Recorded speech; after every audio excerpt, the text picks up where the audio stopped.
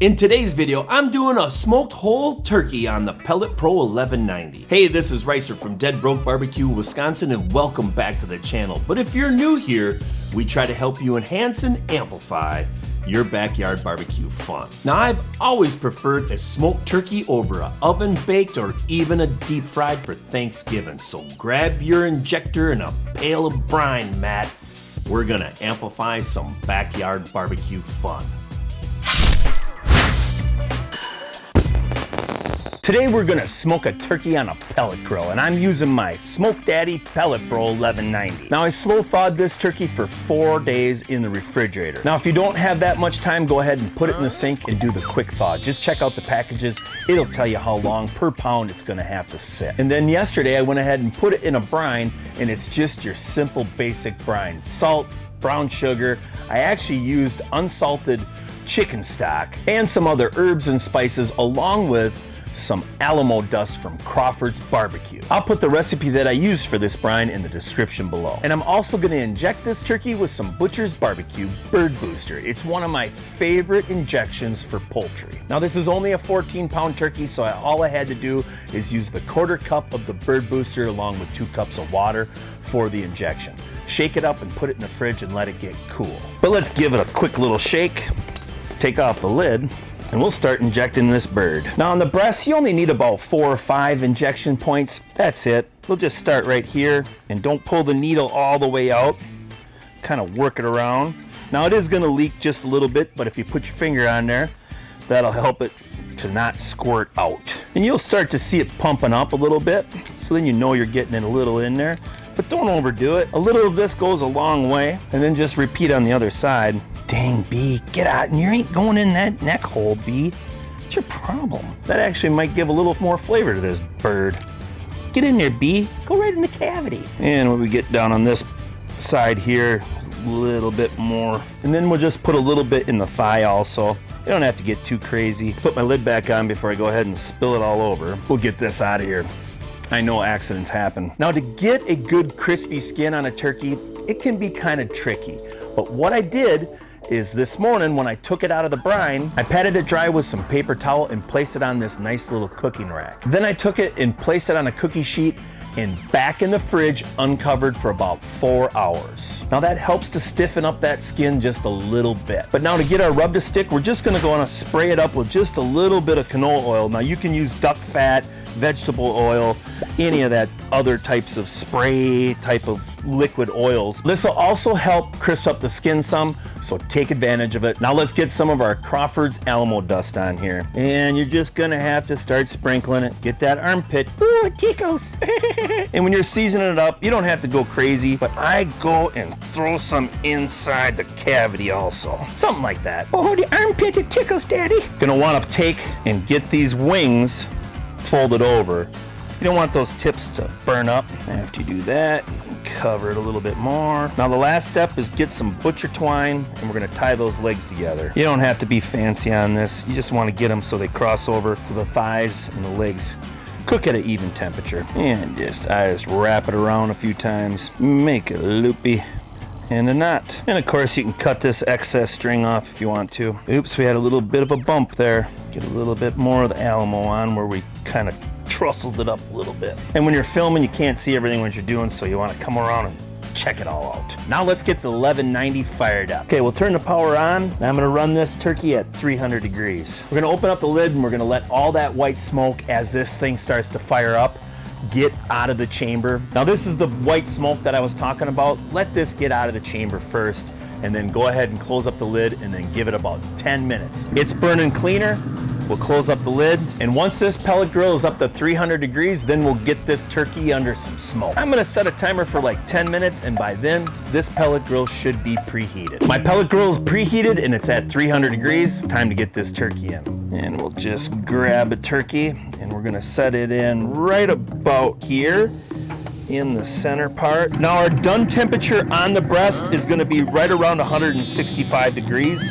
But we'll probably pull this at 160, 162. The dark meat, well, 175 degrees, but it actually doesn't hurt if dark meat runs up to about 180 some degrees. There's a lot more fat and moisture in the dark meat, so It doesn't hurt if that gets overdone, but you do not want to dry out that breast. You can cut off that turkey butt if you want to. It might look a little better presentation. But for today, I just left that turkey butt on. It doesn't hurt anything. Close up the lid and I'm gonna set a timer for 1 hour.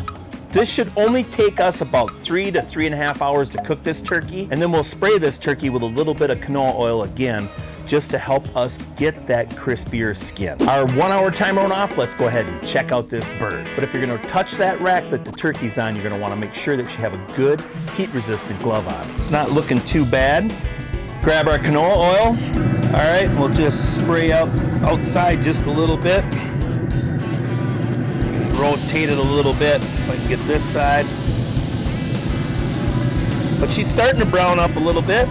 Get it back into where we had it. About here. And I'm also going to turn on my ThermoWorks signals. And we're going to want to get right into the thickest part of the breast. We'll go right in through here. Make sure that you're not touching any bone. Hey, my baby. It hurts. Now we're reading 96 degrees on that breast, so we got a ways to go. And again, I'm shooting for 162 degrees eternal temperature on that turkey breast. Now I'm gonna set a timer for 30 minutes and we're gonna come back out here and spray that turkey down with some more canola oil. This is such a beautiful day. Look at, not even a cloud in the sky. The trees are starting to change color. Yep, it's turkey time. Our half-an-hour timer went off. Let's go ahead and coat this turkey up again. It's starting to get a little bit more color, I can tell. Get out our canola oil. But she's browning up. Okay, let's go ahead and rotate this. And I am going to finish the cook over on this side, I think. Spray this side up. I'm gonna bring it back in about 30 minutes and we'll be pushing that 3-hour mark on this turkey. All right, our 30-minute timer went off. We're reading 163 degrees internal on that breast, so I'm thinking that we're probably done. But I'm gonna tell you, these Butcher Barbecue insulated gloves make grabbing that grate easy. Open up the lid. Yeah, we're at about 163 degrees, so 62. That's all right. We'll have some carryover from it. We'll check the thigh. Yeah, that's not too bad right there. 175. All right, pull out our temperature probe, set that off to the side, and then just get the turkey up and we're gonna set it right here and we're gonna let it rest for about 15 to 20 minutes. Then we'll go ahead and cut into it. Close up our lid and we'll just go ahead and shut off the power. And now I'm just gonna lightly tent this turkey with some aluminum foil and we'll just let it sit here and rest. Put her over it a little bit, just like this. We don't need to actually get it airtight. We just wanna cover it. Plus, it's fly season, so I want to keep them off this turkey. All right, so this smoked turkey is rested for 15 minutes and I'm hungry and I have to slice into it. Now, it doesn't really matter how you slice it up. Do it however you want. But I like to get into this to get some of this skin off first and then just start slicing down. Now, I'm not using my slicing knife, which can be a problem. But let's get right here and get a nice thin slice off from it. Well, there's a lot of moisture in it and that's good. The skin, well, let's see. It's not too crispy, but it's not too bad. You can hear it scrape across it. Let's try it. Great flavor. It's very good and I can taste the Butcher's Barbecue Bird Boost for sure. Get another slice off from there, but come on. See underneath it? She's running. Pretty dang juicy. Flies are just nuts. And some really decent juice coming off from there. Now, if I roll my cutting board like this, you'll see it running right down the drip.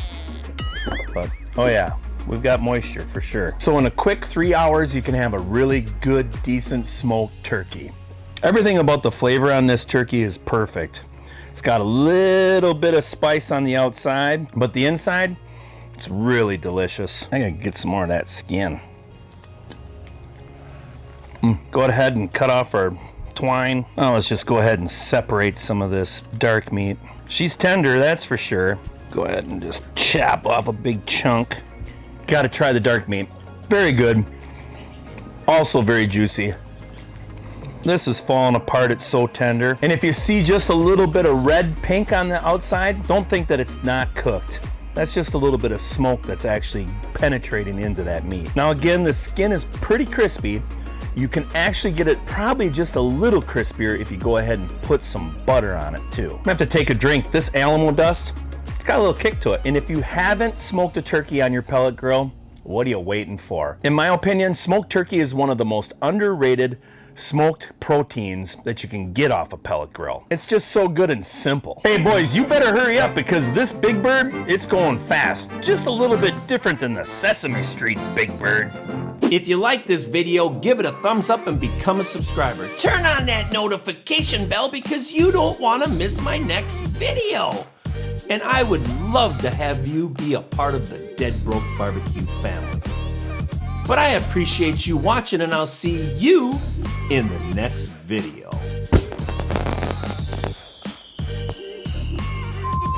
Now this is only a 14-pound turkey and I'm just gonna use, get out of here, bee.